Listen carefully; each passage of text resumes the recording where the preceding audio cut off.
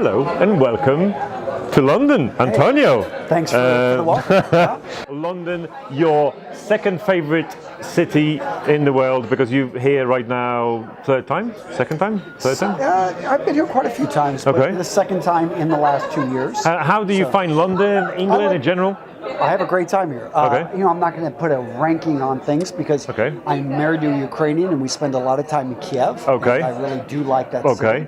And I hear, Poland is pretty cool. So have you been? I have not. But someday I'll make my way to Warsaw. Yeah, it's very nice. Very much, I would say, probably similar to Kiev with those, like central palace, those big palace, like Soviet stature. You've got that in Warsaw as well. So, but we're here in London. Why are we in London, Antonio? I'm speaking at the Youpreneur Summit, and I'm going to be talking about YouTube and how to grow on YouTube. Because apparently you are a superstar of YouTube. Self-proclaimed. I don't know if it's, hopefully it's not self-proclaimed, but it is something it is good. I'm proud to share the information that I've gleaned. It has changed a lot. And head now? Nice to meet you. It has changed a lot, and it's something that, I still think it's a valuable platform for marketing, and you don't have to get a huge channel to, I think, have a big Talk impact. about this. Yeah. Sure. Because lots of people are confused about 5 million, 3 million. Oh, if I don't get 100,000 in a year subscribers, it's not viable business, But talk about this. So one example that I think is, if you are running a company, let's say it's already pretty successful, and you've got 25 people that work for you, and you are working 80 hours a week. Well, guess what? Why don't you use YouTube to systemize everything that you're doing, create these videos, which you're walking through your own company, and share those with your audience of 25. Then you don't have to re-explain crazy concepts again and again. When you can't be there and you would like to take your wife and have coffee with her at 8 o'clock in the morning, you could record a motivational video the week before and have your team watch it, and then you could show up late at 9 a.m. with coffee for everybody. And you're amazing. And think about it. So no audience of 1 million, just your audience of your existing team. Wow. And that to me is a use of YouTube and there's millions of ways to use YouTube. And it's not always about having this big audience. Amazing. Right, But, so talk about someone who starts a channel, fashion style, well, could be anything, right? Because there's channel probably for everything that you're thinking of, but so they just started out. What do? Do they focus on the quality on thumbnails, SEO? What's the sort of one thing you would say they would have to do first thing before anything else? So we looked at about over 100 factors that affect the channel. And for me, the top factors are, number one, topic choice.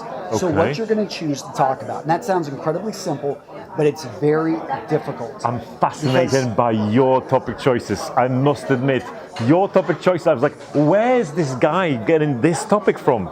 It's amazing. Some of them we actually steal from other creators, and I looked at other industries. So I'll go check out, hey, what do I like that? Let's see, in the women's style industry, what are they talking about that gets? Those are more like I'm playing for traffic. I realize, how to dress rich or how to dress expensive. To me, it's like, well, I wouldn't even have written the sentence like that. But apparently, when you write this on people the search side, this. that can do very well. So we've come up with that one. But then I did another one of explain your style with one word, and that's a video we just put out this last week. That was simply talked about in my Facebook group. So I go to my Facebook group for that inspiration. I'm just always looking. Anytime we were just talking with some of the guys here, and I wrote it down, like how to dress sharp, but not dress like your dad, or not dress like an old man, which a lot of guys equate dressing well to somehow looking like their grandfather. And to actually put that in the title, you're speaking the language that your customer or the people that you want to attract. And that's another thing is, you can create videos that can get crazy amounts of views, but are you attracting the person you want to attract? So think about, if you're selling a very particular type of software, you want to think about, there's only maybe, I don't know, 1,000 people that would buy this product in the entire world. So how do I get them to find this? Well, maybe I'll create this and describe the problems that this software sells, and then make sure, and then use paid traffic to get in front of that person on Facebook, but use YouTube as the platform to explain in very simple terms the complex concept. Amazing. Okay. Yeah. So when you kind of looked at that and you're looking at some topics, how often do you repeat yourself in videos? In the sense that if you do a video about style, how to dress like not your dad but expensive, how much of that what you're going to say is? You said the same thing in 20 other videos. Yeah. Do you do that, or you try? Okay. I do that all the time. I mean, I find that, but it's kind of like showering. How many times do you shower? Yeah. And it's probably every day. Yeah. Okay, he showered today at least. But the point is like, you can repeat yourself again. Just because you said it once does not mean that your audience heard it. One, you have different people listen to it at all different 100%. Points. And the other time is people need to hear things again and again before they start to remember them. And I think Gary Vee, I'm sure you're watching him, or at least you know of him. I know of him. He's master of this. Yeah. He would say about patience and about other things like a million times, and people still saying, "Oh my God, this is so." I was like, "You repeating this every time you record a video." What motivates me and why I get excited about YouTube is the impact that you can have. Like I was just talking with a young man here, and he's saying, "Hey, I love it when you talk about like I was 13 or 14 when he started watching my videos," and he's like, "When I started watching your videos, what resonated with me is become the man you know yourself to be." And he's like, "I was a kid." Yeah. He's like, "Okay, like this is something that don't teach you in school, and I should practice being this man that I want to be." And I thought that was, wow. I love it hearing again, and I've said that multiple times in my videos. And I love the idea that he picked up on this and he's seen it resonate and is connected with him for over 5 years. Like mind blowing, because that's kind of the reason and the fuel for you to do more. And it's kind of, I wonder how many other lives I've impacted because of my videos, because I said something that you kind of think, it's just a random sentence that I said, and someone is like, in that video you said this one thing, and it's just amazing to have that, right? And I also want to stress again, you don't have to have like a million views on a video or even 100. If you can get like 5 of the right people, if you were to put out a message of how much you love the people watching this video, and you send it to the 5 people in your family that, or friends, and it impacted them so much that they're writing you letters, they're crying, you heal and mend a connection. Or I mean, you put together one video about, hey, this is going to happen. This is the last video that for my son, because I'm dying of cancer, and he's going to be able to see this video. So when he's my age, he can watch this. Wow. And my friend Jay, he died 2 years ago, and I talked with him, and we put together, talked to him about doing some videos for his sons that will never be able to meet him. And those videos are for 3 people, but yet they're going to have a huge impact. And that's what I love about YouTube.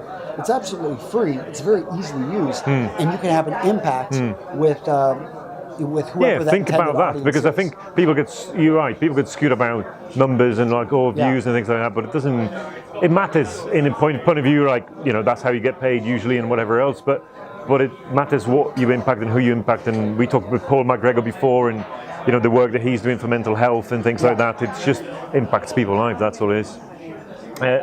Final question, sir.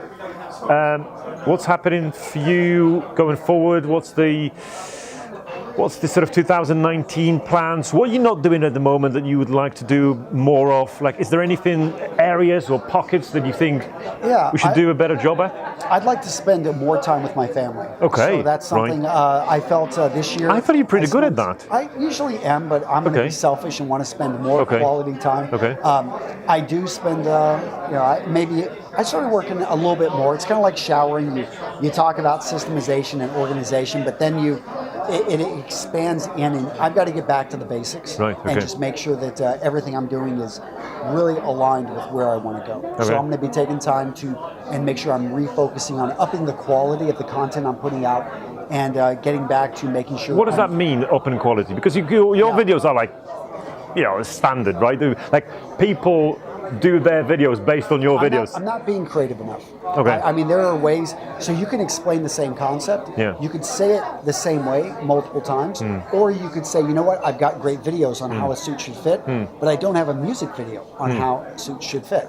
So why not do something totally outside the box, something that would be Imagine that. Just like something. I want to listen to this. Yeah, like why not create something that would be funny? It may turn out very stupid. Okay. But you know, at least I can say, like, I tried it. I've seen your sort of experimenting with reactions off videos. Yeah. How did that go? It went well. I mean, it was more of like I mean, they got really good views. Yeah. Some people really did not like them, but it was like I tested it, I've had seen fun that. with it. Yeah. We also tested live video, which we lost our shirts on, did not work it well. I mean, did not make me money.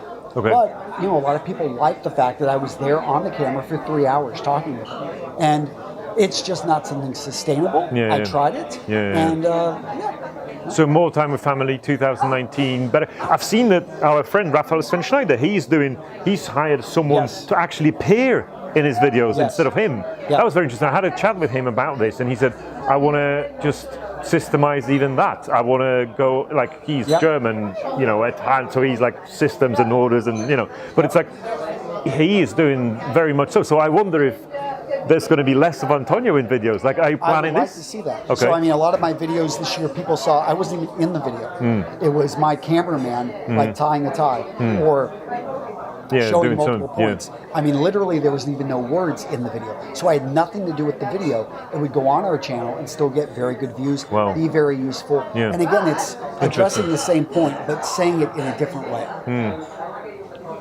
Pleasure as usual, sir. Yeah, Michael, good to see you. We'll see each other in 2 days' time, hopefully, in European Summit, and then most likely we're going to see each other in February in Atlanta. At the Menfluential Conference. Is it still tickets available, or you sold out? Still available. Still available. Okay. Good. See you there.